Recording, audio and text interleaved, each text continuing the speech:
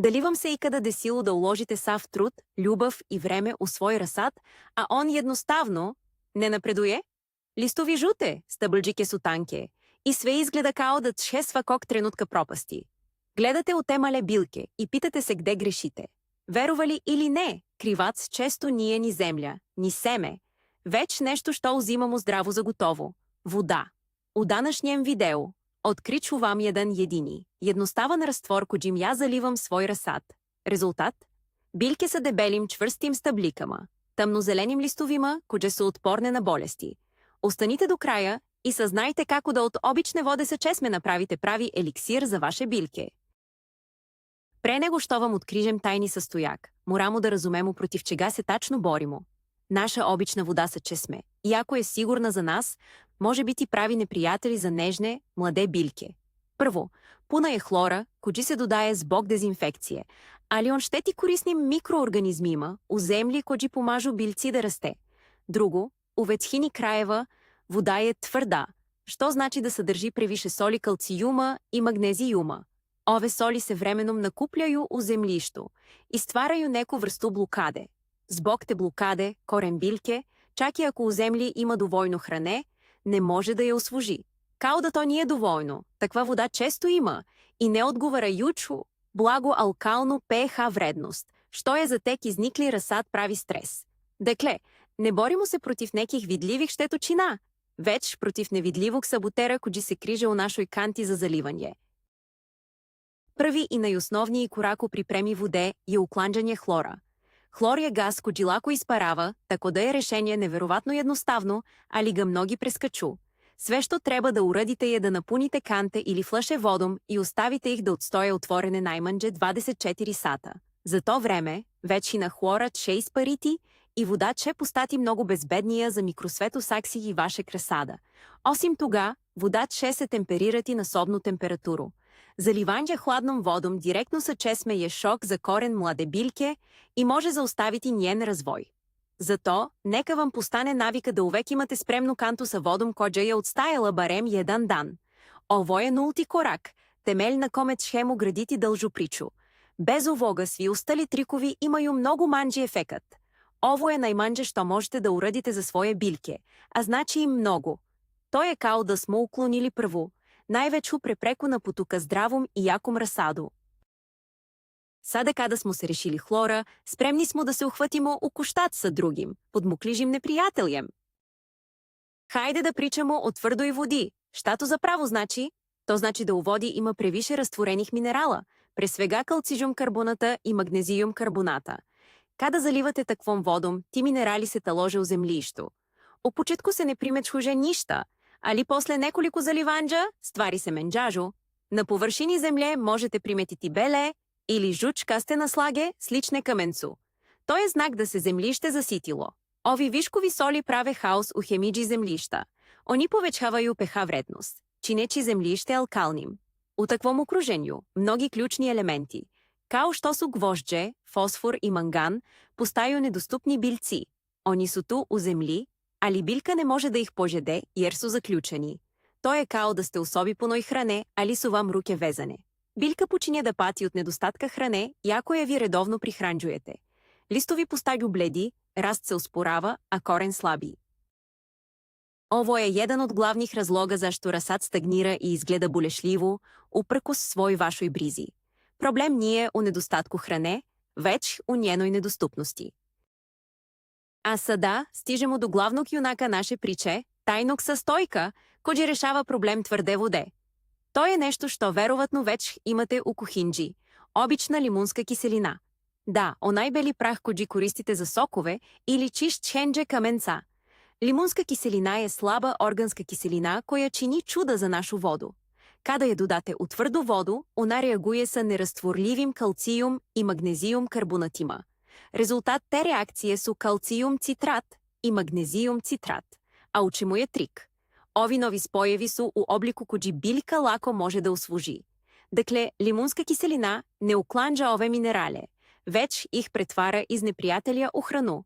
Ona otključava kalcijum i magnezijum i servira ih biljci na tacni. Doziranje je ključno i veoma je jednostavno. Na 5 litara odstajale vode Доволно е додати четвъртину кафене кашичица лимунske киселине. Добро промешайте да се прах потpuno разтвори и ваша чаробна вода е спремна. Ovaj jednostavan korak pretvara štetnu vodu u hranljivi rastvor. Osim što pretvara štetne soli u korisne, limunska kiselina ima još jednu super moć. Ona reguliše pH vrednost vode. Kao što smo rekli, tvrda voda je obično blagoalkalna sa pH vrednošću iznad 7. Međutim, većina bilđaka, a posebno mladi rasad, najbolje uspeva u blagokиселom zemljištu, gde je pH vrednost između 6 i 6,5. U takvom okruženju svi mikroelementi su najdostupniji korenu. Dodavanjem limunske kiseline mi nežno spuštamo pH vrednost vode i dovodimo je u optimalan raspon. To stvara savršeno okruženje za razvoj korena i usvađanđe hrane. Kada je pH vrednost prava, biljka može maksimalno da iskoristi sve što joj zemljište nudi. To je kao da ste podesili pravo svetlo u sobi kako biste mogli jasno da vidite sve detalje. Sa optimalnom pH vrednošću biljka funkcioniše efikasnije, brže raste i postaje otpornija. Ne morate da kupujete skupe pH metre. За većinu voda sa česme, propisana doza od četvrtine kašičice na 5 litara vode će biti sasvim dovoljna da vodu dovede u red. Postoji još jedna, možda manje važna, ali veoma praktična prednost korišćenja vode sa limunskom kiselinom. Ona sprečava stvaranje kamenca. Ako koristite kantu za zalivanje sa finim sitom ili još gore, sistem za navodnjavanje kap po kap, znate koliko kamenac može biti dosadan. Vremenom se rupice začepe, voda ne prolazi ravnomerno i ceo sistem postaje manje efikasan. Morate ga redovno čistiti, što oduzima vreme i živce. Međutim, kada redovno koristite vodu sa limunskom kiselinom, problem ne staže. Pošto kiselina vezuje kalcijum i magnezijum u rastvorljive oblike, oni više ne mogu da se talože i stvaraju kamenac. Vaša kanта, prskalica i creва ostaju čisti i protočni. To je mali, ali zgodan bonus. Štedi vam vreme i osigurava da svaka biljka dobiže tačno onoliko vode koliko joj je potrebno. Nema više začepljenih dizni i neravnomernog zalivanja. To je dokaz da ovaj jednostavan rastvor ne pomaže samo biljkama, već i vama kao baštovanu, čineći ceo proces lakšim i efikasnijim. Sitnica, ali život znači. Iako je limunska kiselina moj glavni adut, pošteno je pomenuti i jednu prirodnu alternativu, koja se koristi vekovima. To je drveni pepeo. Ali ovde je potreban veliki oprez. Drveni pepeo je fantastičan izvor kaliđuma i fosfora, kao i čitavog niza mikroelemenata. On je odlično prirodno đubrivo. Međutim, što se tiče uticaja na vodu, on radi potpuno suprotno od limunske kiseline. Pepeo je veoma alkalan i on podiže pH vrednost zemljišta. Zbog toga, pepeo nikako ne treba koristiti za rasad koji raste u zemljištu, koje je već neutralno ili alkalno. Koristite ga samo ako znate da je vaša zemlja kisela, što je ređi slučaj kod kupovinih substrata. Kako se koristi? Jednu čašu prosejanog drvenog pepela preližete sa 10 litara vode. Ostavite da odstoži jedan dan, povremeno promešate, a zatim pažljivo odlijete bistru tečnost i njome zaливате. Talog bacite. Ovo je odlična prihrana, ali za kasniju fazu razvoja biljke, kada je već ojačala i kada želite da podstaknete cvetanđe i formiranđe plodova. Za mladi rasad držite se limunske kiseline. Sada kada znamo šta, hajde da vidimo kako i kada. Koliko često treba koristiti ovač rastvor sa limunskom kiselinom? Moj odgovor je, prilikom skoro svakog zalivanja dok je rasad u kontejnerima ili malim saksijama. U ovoj ranoj fazi biljke su najosetljivije na kvalitet vode, jer je količina zemlje oko korena mala i brzo se zasiti solima. Dakle, napravite pravilo. Svaki put kada pripremate vodu za zalivanje, prvo je ostavite da odstoji, a zatim dodajte propisanu količinu limunske kiseline. Nemojte preterivati sa dozom, jer više nije uvek bolje. Četvrtina kašičice na 5 litara vode je sasvim dovoljna. Ovaj rastvor možete koristiti za sav rasad, paradajz, papriku, krastavce, tikvice, kao i za cveće. Sve mlade biljke će vam biti zahvalne. Kada biljke presadite u baštu ili večke saksije, količina zemlje je mnogo veća i ona ima sposobnost da sama donekle ublaži loš kvalitet vode. Tada možete prorediti korišćenje ovog rastvora, recimo svako drugo ili treće zalivanje. Ali u ključnoj početnoj fazi budite dosledni. To je period kada se gradi temelj za zdravu i rodnu biljku. I na kraju, šta možete da očekujete? Кожи са то видливи резултати, кожи че вам потвърдити да сте на правом путу? Променене чете видети преко ночи, али веч након 7 до 10 дана редовне употребе, примети чете разлику?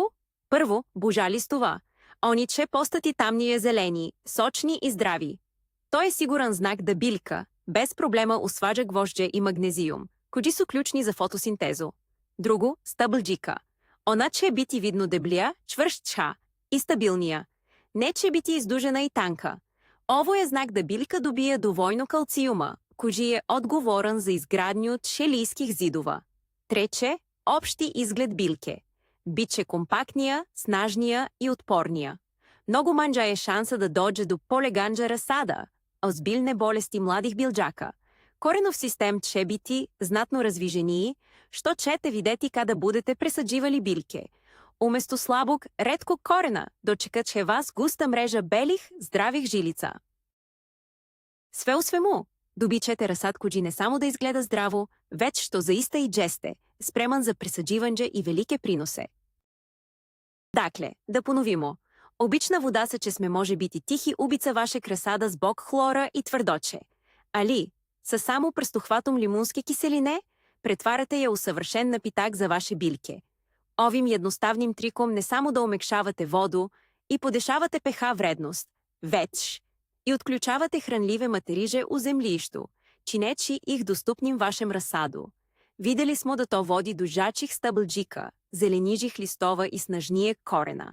Понекад най-вечха побълшания у баштованство долазе из най-джедноставниих решения. Не треба вам скупа хемиджа, веч само разумеванже основних потреба ваших билджака.